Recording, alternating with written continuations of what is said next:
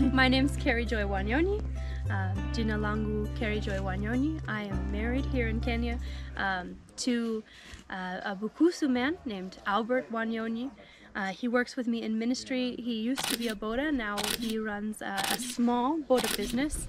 And we're expanding our life together. We live locally here in the Kenyan village of Nyangali, which is part of Kibuke constituency in Bungoma. I'm a missionary here. I was a missionary working with a ministry even before I met Albert. And I was happy to meet him because he's been a blessing in my life and we've been able to move in ministry together. I'm very happy because Miss Rach has some questions for me I hear from you guys. Yes. And I'm happy to get to answer some of those ones so we can get to know each other better. Yes. So, are you ready? Yes. Question number 1. What's your biggest fear? I don't really have fears usually. The biggest fear that I've ever run into now that I've been in Kenya and now that I've had times where I didn't have very much, the only time that I can actually remember being afraid was the day that I believed that tomorrow my kids would have nothing to eat. So that was a very fearful feeling, thinking about the fact that tomorrow especially my two youngest, because there wasn't a way to communicate with them, my oldest, I can talk with her. But my youngest were so young at the time that they wouldn't have understood me telling them, guys, I don't have food for you. Mommy hasn't been able to buy food because at that time we didn't have anything except a few potatoes left. So that's really the only time in my life I can remember a deep feeling of dread inside because I'm not usually fearful of anything. Yeah. But that was fearful. Okay. 2. What would you change about yourself if you could? I would lose some weight. It's not because I feel like I'm not beautiful. I feel beautiful. But for health reasons, I feel like I'm a little bit more heavy than is usually healthy for me. So if I could lose just a little bit more weight, that one can be really nice for me. I was thinner when I was pregnant with Zachariah, and then after I had Samara, some of the medication I was on, all of a sudden I just grew very quickly. Yeah. So You'll be there. yeah. Mm-hmm. Absolutely. Number 3. What's your proudest accomplishment? Okay. My proudest accomplishment is probably, I can't pick out one. I feel proud when I see people that I'm working with growing and changing. I think that's the biggest thing. When I see change in someone's life and I know that I've been a contributing factor to that change in their life, I feel a pride in that. I feel gratitude towards God, but I feel a lot of pride in that moment when I feel like I've been able to sow into somebody's life in a way that has helped them to change theirs. Yeah. Yeah. Wonderful. Number 4. If you could go back in time, what year would you travel to? Oh! If I could go back in time, what year would I travel to? That one's an interesting one, and not one that I think about very often actually, because I try to live in a way that I wouldn't change anything myself. So it would have to be something that I just want to witness on my own, you know what I mean? So I think I would want to go back to a time when all of my grandparents were still alive. Mm-hmm. I don't know what year, probably a very early year, because my dad's dad died when I was 5 years old, so I don't have really a memory of him. I remember meeting him once. I know I've met him more than that. I remember it once. Yeah. And I don't remember much about him other than that, and all of my grandparents are gone now. So ever since I was in university, I lost my last grandparent when I was in university. So I think I would go back around maybe the year 1980 or something and hang out with my parents when they were getting to know each other and meet all of my grandparents and just not let them know who I am. I don't know. Number 5. How would your friends describe you? The thing that I've heard people describe me as is genuine and kind and down to earth. People who know me really, really well know that sometimes I can lack patience. I don't think they would tell anyone that. But when people describe me that know me well, they would say I'm genuine and kind, generous, down to earth. But then they would also say that sometimes I show my emotions too much, and sometimes that includes me being angry. Yeah. Number 6. What is the best gift you've ever been given, and by who? The best gift I've ever been given, I think I'm going to answer 2 different things on that, because one, the fact that my son survived the pregnancy. I had a very, very bumpy pregnancy with my son because I had really severe malaria and typhoid. I was hospitalized, I was almost dead, and they were telling me that my son would probably not survive, and if he did, because of all the medications that I had been on, he probably wouldn't be functioning correctly. He might be missing internal organs. They were very concerned about my son, and it was through prayer and through God's miraculous moving on the pregnancy that caused him to come out very bright, very normal, very able. And so I consider that a huge gift from God. But as far as here on earth, somebody who's given me something physically, I would say that honestly, the things that touch me most that I can remember now are the people that have sowed into the ministry, that have helped us help other people, but the real ones that have helped us to build our life in our family, the ones that have sowed like monthly donations, because I can do nothing for those people. They're doing it only because they want to help, only because they love me, only because they want to make my family's life better, and they believe in what we're doing here. And so I consider that a huge gift. Whether it's like, I've had some people who give like $50 a month now, and I have some people who have given us $10 a month, and both of them I consider equal, because it doesn't matter how much it is, it's the fact that somebody cared enough to give something. And it's those people who have given us donations, and even sent like care packages and things. Those things have touched me very deeply. Yeah. Number 7. What's your favorite childhood memory? My favorite childhood memory is either playing like makeup games, like not makeup like this kind of makeup, like make believe. We used to play like Pocahontas, like when the movie Pocahontas came out. I'm a descendant of Pocahontas, actually. But I used to play like the little animals on Pocahontas with my sister and my friend Nadine.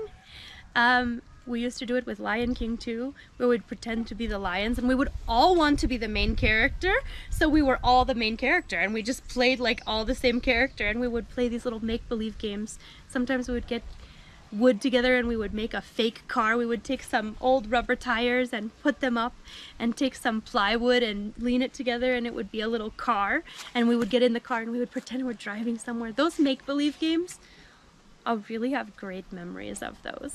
Okay. What was your favorite subject in school? Ooh, my favorite subject in school. I was the student who loved school, who would wait until school's coming and I'd say, school's in 2 weeks, I get to go back to school. I loved school. But math was not my favorite subject. My favorite was either science or history. I loved both of them. I loved reading. I loved English. I was usually in the accelerated classes for math and English, because I usually tested higher in those ones. But I didn't like math. It was just something I was good at. So my favorites were science and history, definitely. I liked everything though. Like honestly, I just loved school. I loved going to school. I loved seeing the people at school. Yeah. I loved school in general. Okay. Are you an introvert or extrovert? Am I an introvert or an extrovert? I think that probably everybody has guessed this already. but I'm a very big extrovert. In fact, I used to study the Myers-Briggs test, which is like a professional personality test, and like they give you a range of how introverted and how extroverted you are. I'm something like a 95% extrovert. I'm like way up on the extroverted scale. I'm not anywhere even near the middle. I'm just way extroverted. Still, I need my quality time sometimes, but I'm an extrovert. Okay. Warning label. Yeah. Okay. What would it be? If I had a warning label, oh goodness, I don't know if I'm clever enough to come up with something on that, but I could tell you it would have something to do with the fact that I can't hide anything. Like, I can hide Christmas presents from my kids, okay? But I cannot hide the way I'm feeling. If I'm sad, I'm gonna cry in front of you. There's no hiding it. If I'm upset, it's gonna show even if I'm trying to hide it. If I'm like excited, I'm gonna be jumping up and down. I was taught to always speak the truth, and the truth is so important to me that like I think that like it might say something about me being truthful to a fault. Even in my emotions, like everything that you see from me is like, this is the way it is. Like, I can't hide anything. I have to speak the truth. I have to. And that's not, for some people, that's not always a good thing. You know, it's offensive to some people. I've even been told here in the village, like, we don't cry in Africa. You're not supposed to cry. Why are you crying? African women don't cry. You know, I can't help it. I try. It just comes out. I cry when I'm happy. I cry when I'm sad. I rejoice when I'm... What you see is what you get. Maybe that's it. Okay. What 3 things do you think most each day? What 3 things do I think of most each day? I think a lot about God. Like, from the moment I wake up, I'm thinking about what God wants me to do. I think about my family a lot and my family's needs. And then I think about the needs of the community around me. I actually have a very large burden about the needs of the community around me each day, because I take ownership of those needs on top of my family's needs, and I have a desire to sow into the community. And so I think the needs of those people in the community that I hear about are almost as much of a burden to me as my own family's needs. To the point where I have to make myself care for my family first. I have to make myself take care of their needs first and remind myself, okay, take care of your people, and then you go out and you help others, you know? Yeah, sure. So, what is one thing you will never again? Never again. Yeah. What is one thing I will never again do? That's a good question. I'm very adventurous. Yeah. I've tried a lot of things in my life, so it's hard to think of something that's like, no, I'm not gonna do this one. I can tell you I will probably never eat gizzard again, but that's gizzard. I don't like gizzard. I don't. I've tried it, the chicken gizzards, the crunchy ones. I don't like those. I don't like them. But like, I eat termites sometimes. I'm not picky. I don't plan to ever get married again because I plan to be in this relationship for the rest of my life. So maybe that one I can say. Never again do I ever plan to get married, because this one is my lifetime partner. But other than that, I can't think of a thing that I'm like, oh, I won't try that. I don't hold on to bad experiences, and that's the problem. I don't remember the bad experiences until they're in front of me again. So other than that, I can't tell you. Yeah. So if you had to describe yourself as an animal, yeah? What would it be? Probably if I had to describe myself as an animal, I would probably be a horse. And yes, I've put thought into this before. That's why I can answer it so quickly. Horses are strong, and they're family oriented, and they're very free. They just run free. And like a wild horse. I think I would be a wild horse if I was an animal. Yeah. Who is my hero and why? My hero, like, honestly, the only thing I could tell you is Jesus. I learned from a lot of the apostles. I grew up reading missionary novels, so there's people like Corrie ten Boom, who I admire. She had a lot to do with rescuing Hebrew people who were being persecuted in Germany during World War II. People like you see, I'm sorry, I'm blanking on a lot of the names right now, but let me see. Shoot. Even though I can't tell you the names, and I don't know why I can't tell you the names because I know their stories. Let me see, Amy Carmichael. She was in India a long time ago, and she used to rescue girls out of sex trafficking at a temple. She used to paint herself with henna so she would look Indian because they wouldn't let her in because she was white. She would paint herself with henna and then she would go in and she would rescue these young girls who were being trafficked at a temple in India. And she was a Christian missionary there, and that was her whole entire thing, to pull these girls out and to take them to a refuge and to teach them, to school them. There was a woman who went to China when she was single back in the early 1900s, and she was a missionary to China. She worked as a house help to try and earn the money for a train ticket to get to China. And she dedicated her entire life to ministering to people in China, to even cleaning latrines in a prison in China just so that she would have opportunity to speak to the prisoners about Christ.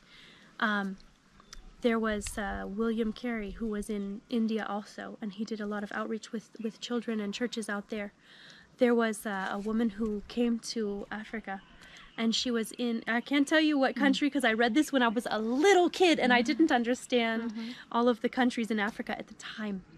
But there was a woman who came to Africa, and she used to rescue like children who were twins, and they would try and kill one of the twins. She would rescue that child, and then eventually she lived in a village in Africa locally with the other villagers. And it wasn't like this, it was back in the old days where it was like huts and like not very much access to anything on the outside, and she lived as a villager in that village because she wanted to share Jesus with them.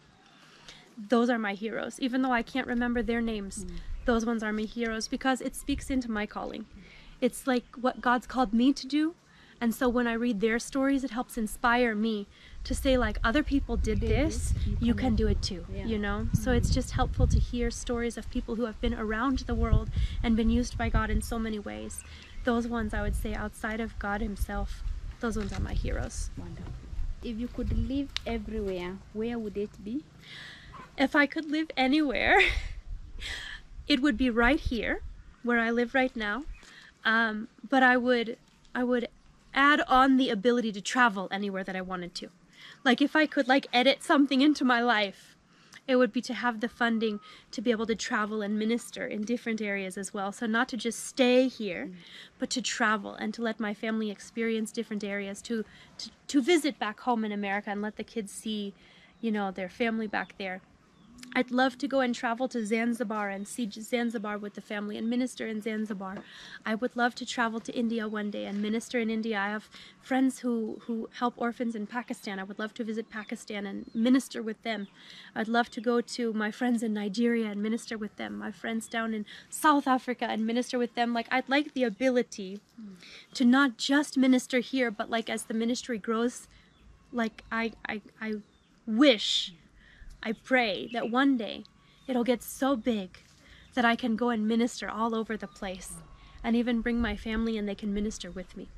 You know, that's my dream. Wow. Beautiful. What's your love language? My love language is primarily, it kind of goes back and forth between physical touch and gifts. Yes. So back in the US, it used to be gifts all the time. I think it's kind of adjusted because I live in a place where gifts isn't a real thing. Yeah. But then it's also like Albert brought me that flower and he gives me rocks sometimes. And like, it's not always gifts, is just that they were thinking about you and they brought you something. So gifts is very high for me. Physical touch is very big for me. And I think it's also very big for Albert. He's also acts of service. So I've learned to be very, very fluent in acts of service, even though it's not mine, because I'm speaking to his love language. Yeah, sure. And even cooking is part of that. You know, cooking for your family is an act of service for them. And that's big for him, cleaning the house in the morning, getting everything swept out. He likes everything to look nice and orderly and clean. So I'm learning to speak his love language too. Quality time is somewhere. It's not my top one, but it's still important still to there. me. So like I've actually preached about when I was doing teaching at church once, I taught about the love languages. Yes. I'd love to do like couples stuff. Yeah, I have this hope one day to do couples conferences and things, but that's one of the things I love doing, teaching on relationships. And so yeah, for me, physical touch and gifts are there at the top, and then quality time is right under that. I speak a lot of words of affirmation because I'm so extroverted. Everything I think just comes out of my mouth. Yeah. I'm sorry, you're getting attacked by ants. Umeona, you've seen. But yeah, Okay. 3 wishes would be to have the ability to travel for ministry and minister in different areas, have the ability to reach out here and be able to build the ministry to what I envision here in this area, so that we can minister to many, many people and help a lot of people's needs. And to number 3, it's always hard when you only have one left, you know. Number 3, I think I would wish for maybe I don't know, running water at my house. Okay. But I think that'll happen eventually. Yeah. I mean, we have access to water, so that's helpful. So we that's go and get not a water. very big It's wish. not like the biggest thing, but eventually You will it have would be really nice to have running water at the house, to be able to have like a water tank back there a shower. and be able to build a shower. And yeah, it would be really nice. So that's eventually for myself, that's something I'd like. Okay. What's the most important thing you have learned in life? The most important thing I've learned in life would be to rely on God. To listen for his voice, to rely on him, because he doesn't always give you like all of the steps in the process. And I think a lot of people like to have all of the steps lined up before they take the first step. And God doesn't usually work like that. God usually gives you the next step. He says, this is where you're going, and this is the next step. And you take the next step in faith, because you believe that he's going to bring the step out of after that. A lot of people spend a lot of time in prayer. God, tell me what you want me to do. Tell me what you want me to do. Tell me what you want me to do. And a lot of times God's like, I've already told you, and I'm not giving you the next step until you follow what I already told you. And so it's like learning to take that next step in faith and know that God has the rest lined up. Not needing to know all of the plans. That's the very human thing to do, is wanting to know all of the plans. Yeah. What's your priority goal right now? Right now, my priority is, as far as the family goes, my next priority after starting school on Monday is building that fence around here. Since we already have the funding for that fence, then we have to utilize that funding and be faithful and build the fence. After that, it's the chicken project, because that's what it's for. As far as the ministry goes, our priority is establishing that football program a little bit more. We need to get uniforms. We need to get the funding and the sponsors ready for next year's tournament. We need to get some things like exercise things for the field, like the pins to run around, and some extra stuff for the guys to practice. They can practice with what they have, and we're doing what we can with what we have. But we have one football. We really need to have like 4 to 6 footballs. And that takes money, because it's like around 5,000 shillings for each one. Because if you buy the cheap ones, that's like 2,000, they break. Like you use them in one day, they're broken. And then you have to go and get them fixed, and you don't have a football to use. So the one we're using right now was like 5,000 shillings. And we need more of those. We need the uniforms. It's like 4,000 to get a set of uniforms, like one set, and we really should get 2 sets eventually. We need to get those vendors set up for next year. So There are other projects we're working on, but right now, because the team just got started, we're trying to line up things for the team so that we can minister to all those young men. Okay. What's your favorite recent memory? My favorite recent memory was coming back from the US and seeing Albert in the airport, because he was waiting there in his suit for me to come and see him. He was all like nice, and I wore like a really like nice dress on the airplane for 3 days and tried to keep myself looking nice for 3 days. How do you spend 3 days in the airplane and try and be fresh for your I don't know how to do that, but I did my best. So we were both dressed up for each other, and then I got to see him after 2 months, and we just hugged each other, and we couldn't let go of each other for the longest time, because even though we talked every day other than the time my phone was broken. But my phone broke a week before I returned, so it was like a week and a half of not talking to each other. How was it? Because I couldn't get on anything. How was it? Not talking to each other was really difficult. It was like I messaged my friend Charisse, whose husband talks to Albert, so he gave him messages from me through the computer stuff, but his Facebook Messenger wasn't working, so I couldn't do the voice messages on Facebook Messenger to him, and that's the only thing I still had access to. So we kept in touch the best we could, but it was really frustrating the last week and a half trying to keep in touch, and it made us miss each other even more.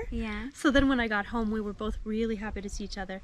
We had already scheduled in Bungoma, there's a Airbnb that's like 1,500 or something like that.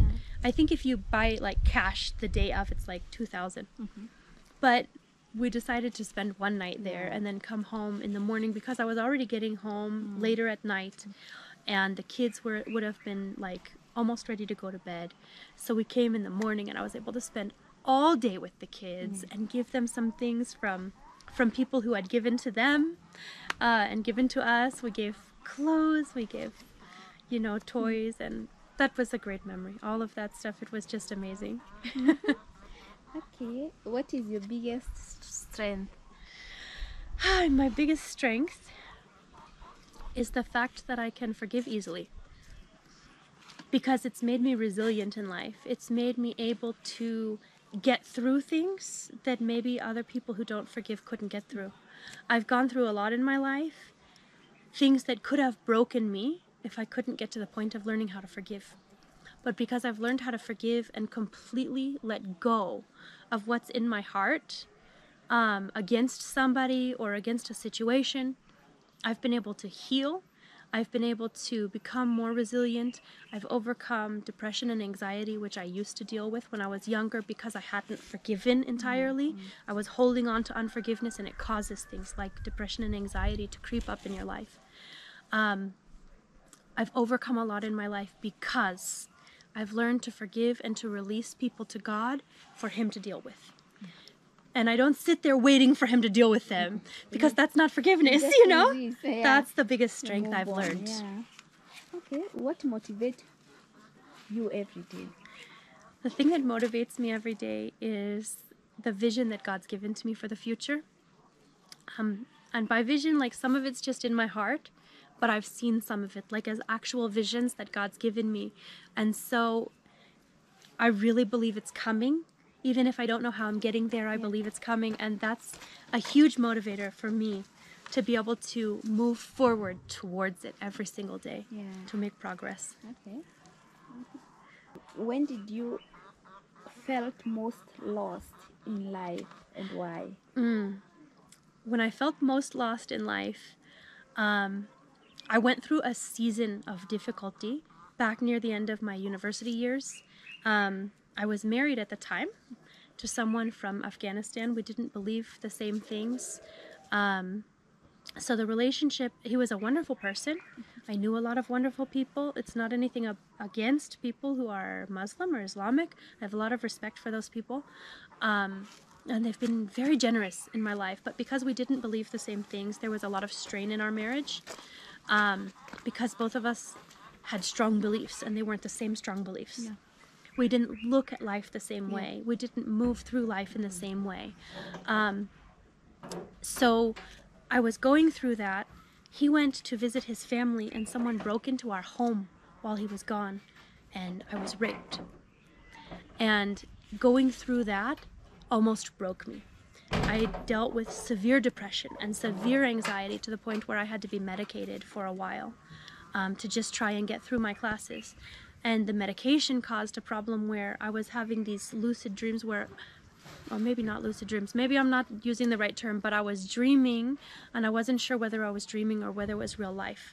Everything was just so mixed up for me at that time. And then my husband decided that he just said, Yeah. you know, I'm not a marrying type of guy. This was a couple years into it. There was a season of difficulty. He said, I'm not a marrying type of guy. He says, you're a good wife. You'll make someone else a good wife, but I'm not a marrying type of guy. I want to go and make money. And he had a contracting job, and he went and did contracting and said, I'm just not coming home. So you can stay married to me if you want, but that means you'll be single for the rest of your life. So you might as well divorce me, is basically what I was told. So after waiting for 6 months, I did. And so for this whole time, it was like a length of a few years of my life. It was just like the deepest point. I felt broken. Yeah. I felt hurt. Throughout that, I was learning forgiveness and I was learning healing. And I don't think I would have gotten through that depressive point in my life if I hadn't learned that forgiveness that we were talking about. Yeah. To forgive him, to forgive the person who raped me, to forgive a lot of things. And, you know, to forgive that one that raped me, it was so difficult that I had to start. My mom told me, she said, if you can't forgive somebody, you pray for them. When you pray for someone, God helps you release that to him. Release it, yeah. And over time, I healed. Over time, I released it.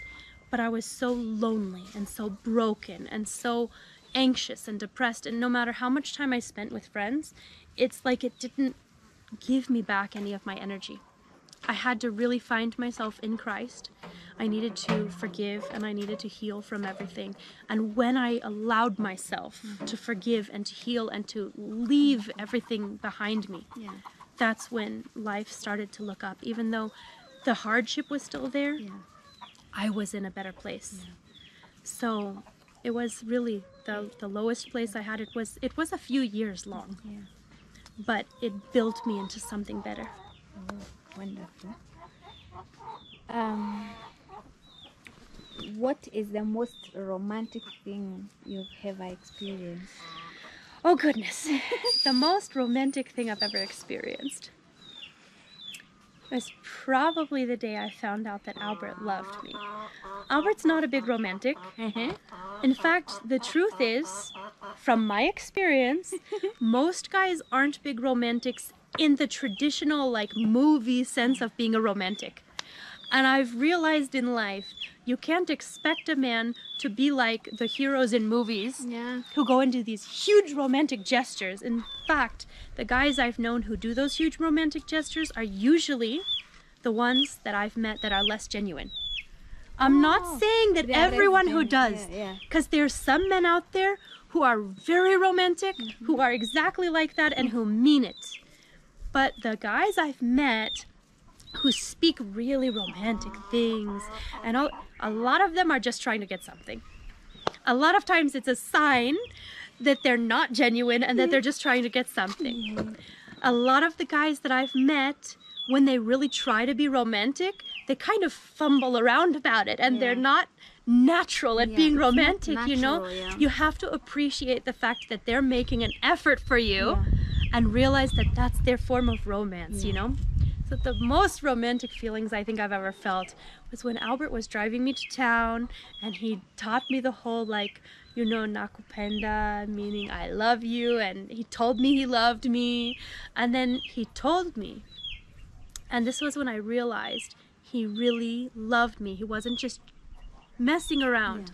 Even though God had been telling me things about him, I realized he really loved me when he stepped outside of culture. Yeah. And he said, I will cook the ugali. Because in this culture, it's not a, totally like, guys don't impossible. cook the ugali Yeah. in a marriage. I know. They'll cook it as a single guy, okay? But in a marriage, for a guy to step in and say, no, no, no, don't worry about that. I will cook the ugali. I'll make it work. to say, I'm willing to do the dishes if you're sick. I'm willing to cook if you're not feeling well. I'm willing to teach you the ways that we do things here. I'm patient about that. To risk his family giving him a hard time about him doing things in a different way, I knew that that man had real feelings for me. It wasn't just, I'm finding a Mzungu and this is what the Mzungu can do for me. No, him and I have gone through hardship together. And we've been ridiculed together because of our relationship sometimes. We've been ridiculed because we haven't had the money to just hand out to people sometimes. We had someone at Mayanja once ask me for 250,000 shillings, like I had it in my back pocket. As much as I love helping people, as much as he might have needed that money, I don't walk out of the supermarket and have 250,000 shillings to just give someone. But there's people. That's disrespect. When Albert married me, I don't think he realized how difficult life would be married to a Mzungu. Because now everything for him costs more money. Everything for him is difficult because everybody expects him to have something he doesn't have because he's married to a Mzungu. And there's been times he's like, man, my wife, it's difficult because life with his Mzungu is not easy. And he doesn't say that in a negative way. He's just sharing his heart with me, you know? Because we discuss. We're like, man, I'm like, honey, I'm sorry. I know you're married to a Mzungu now. You have things that you deal with just like I do, you know? But that, to me, that's romantic. Yeah. The fact that he's willing to deal with all of this stuff. The fact that he was willing to step out of his culture and say, I'll cook the ugali for us. And yes, I cook it now. But he was willing to say that, and he was willing to do that. And he was willing to teach me how you wash clothes here in the village, how you get by here in the village, because I didn't know any of it. He was willing to take me and to teach me all of it, because I was used to a completely different life back home. That one, that's the most romantic thing that's happened to me. Wonderful. How many relationships have you ever been? Oh gosh.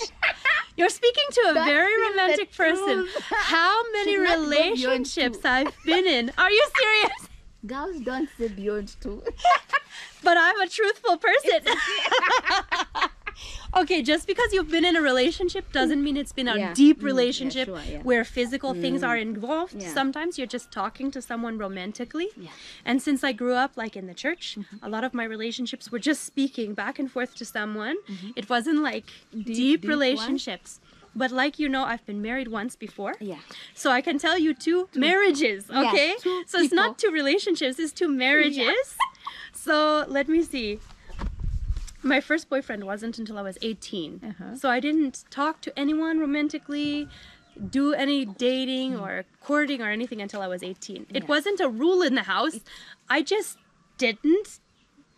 I didn't find somebody until I was 18. It wasn't, you know, I was in college and I met somebody who had the same interests as me. So there was that first one.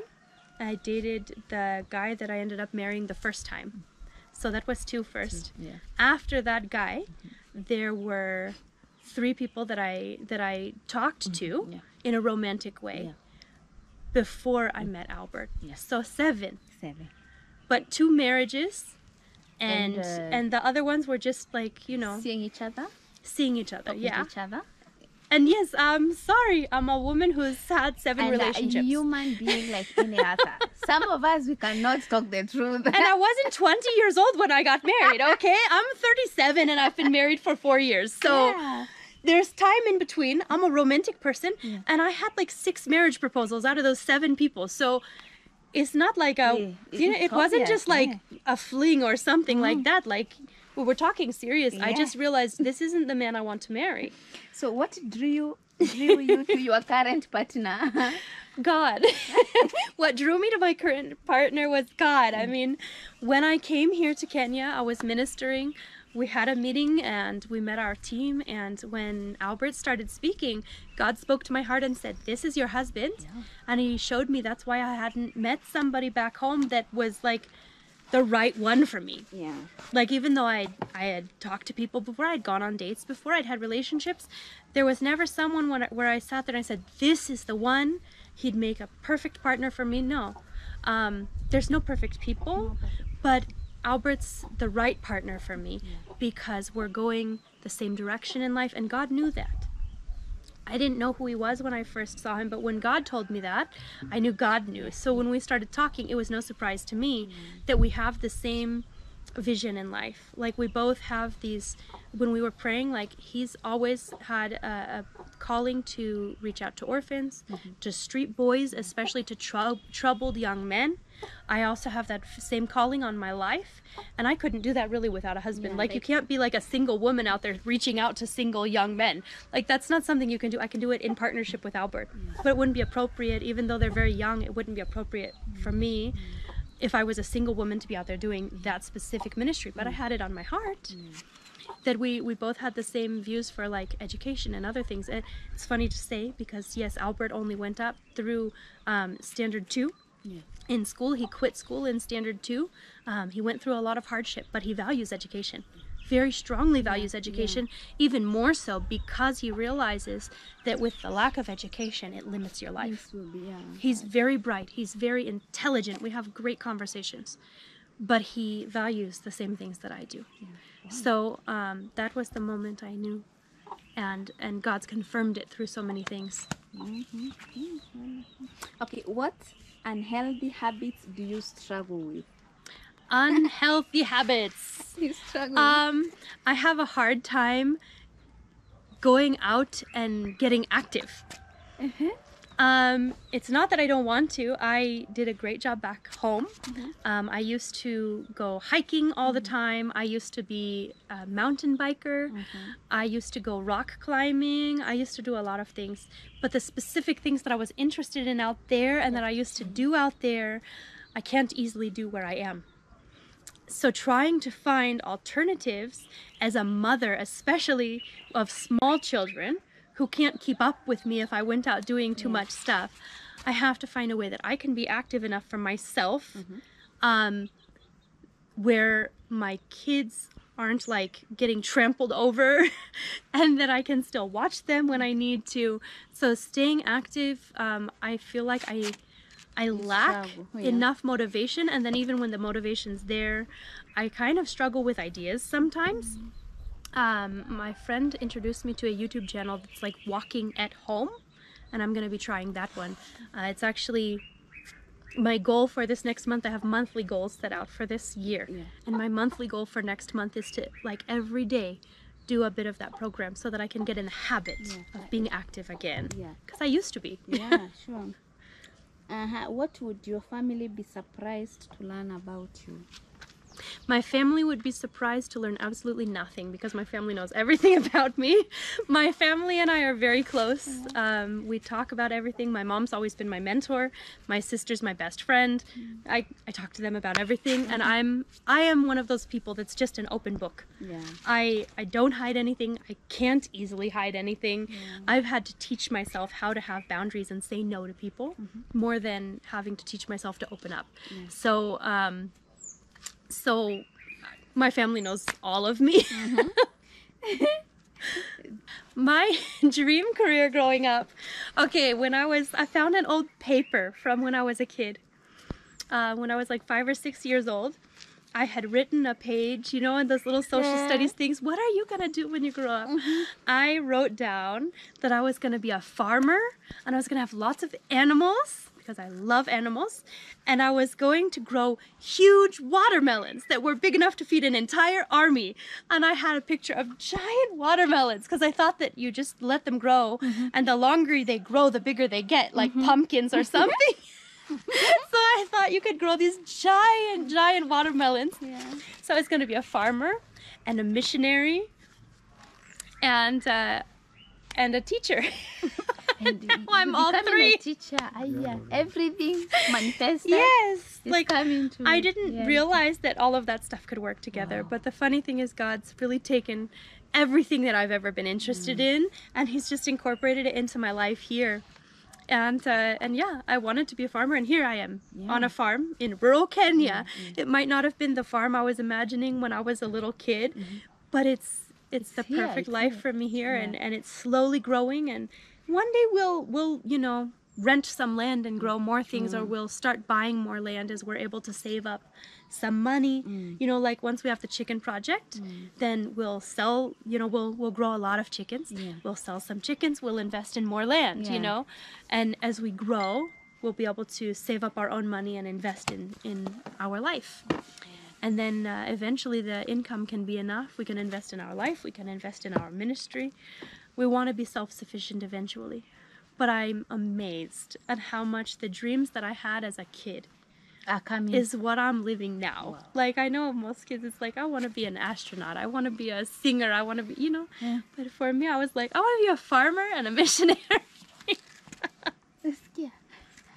Now, I did also want to work with great white sharks. That one hasn't happened yet. Don't think that that one's coming in the future. I don't see that one working in with this. But, you know, there's other people who are doing that. So maybe one day I'll go ocean diving in a cage. I don't want to be out in the open ocean with great whites anymore. That was like my little childhood not knowing things dream. Yeah. There are people who do it, you know. I'm not going to be one of them. What are you scared of most? Not being able to fulfill the things that God's placed on my heart, I guess. Yeah. Oh. That's because that's what my dream is. If I can't get to that, I mean, the sacrifices I've made in life, because I've made a lot of sacrifices in life to be here. Yeah. The sacrifices I've made in life have been in order to achieve a vision Yeah. that God's given me. And if I'm not able to get to that point, if I'm not able to achieve that vision and help the people that I want to help, that's what scares me most.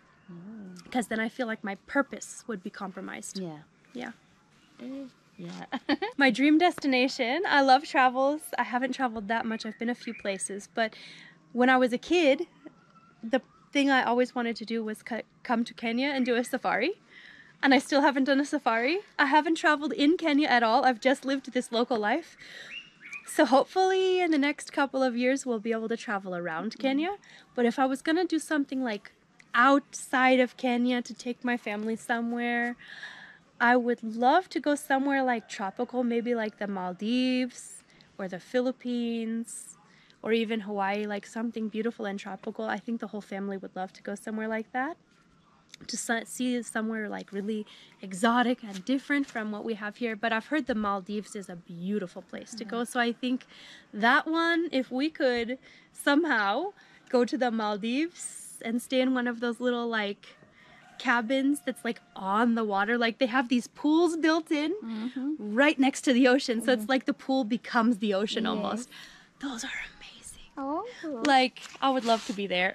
I wish your dream comes true. Thank you. Yeah. My dream car has always been like a Jeep Wrangler. A yellow Jeep Wrangler. Yellow.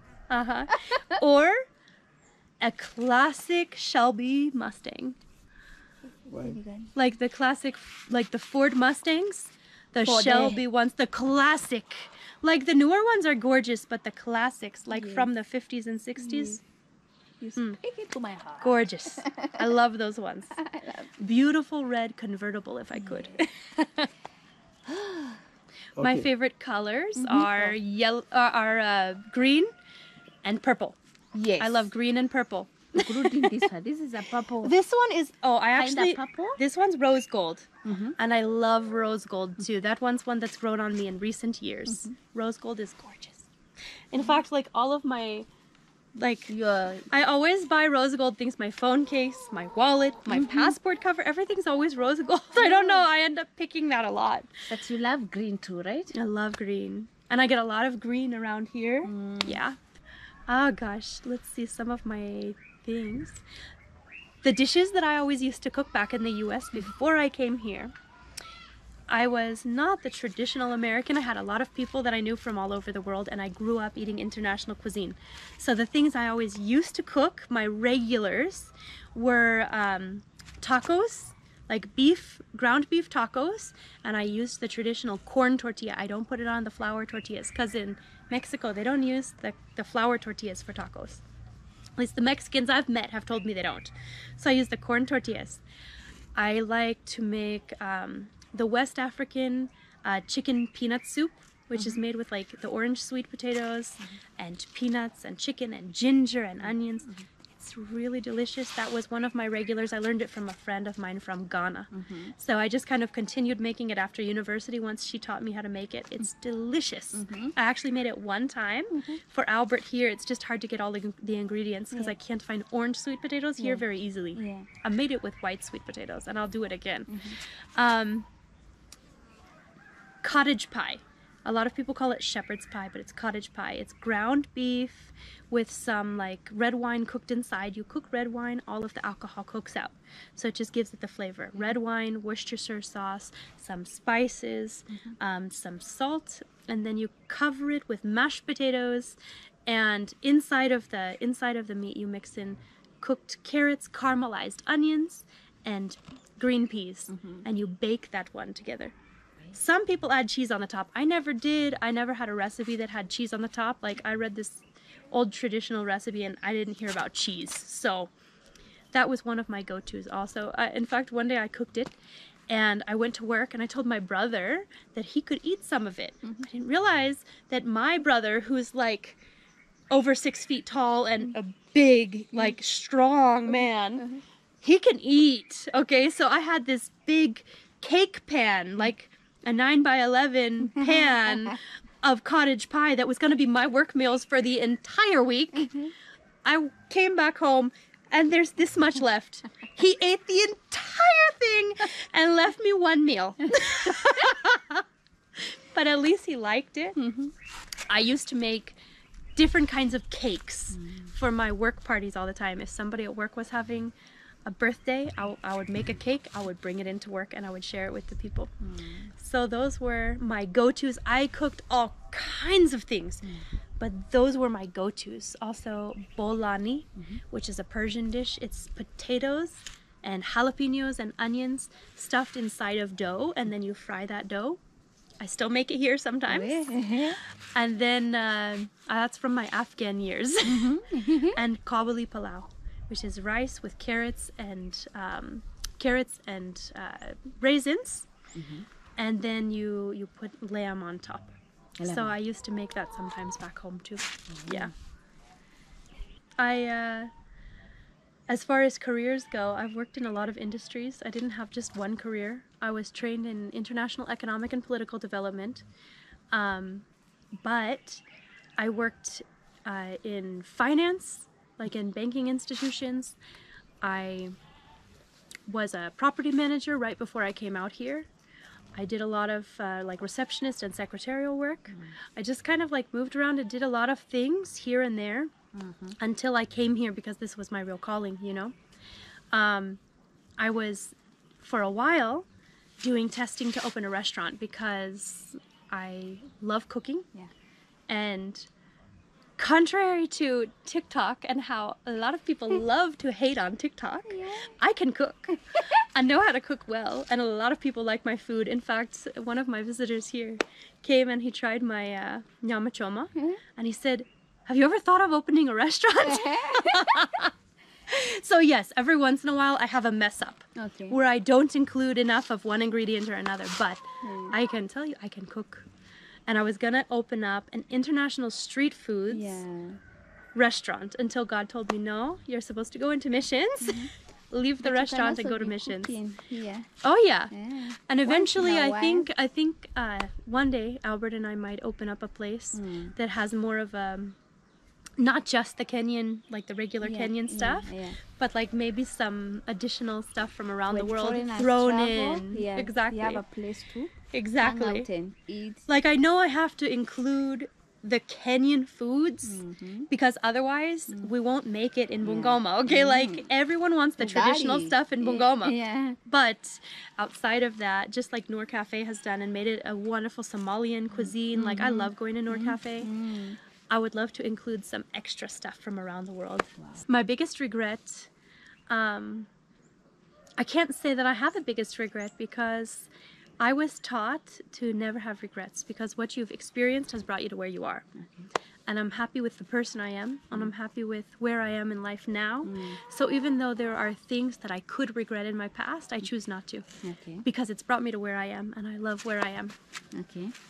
So thank you so much for caring to watch this one, getting to know who I am, getting to know my family in other videos.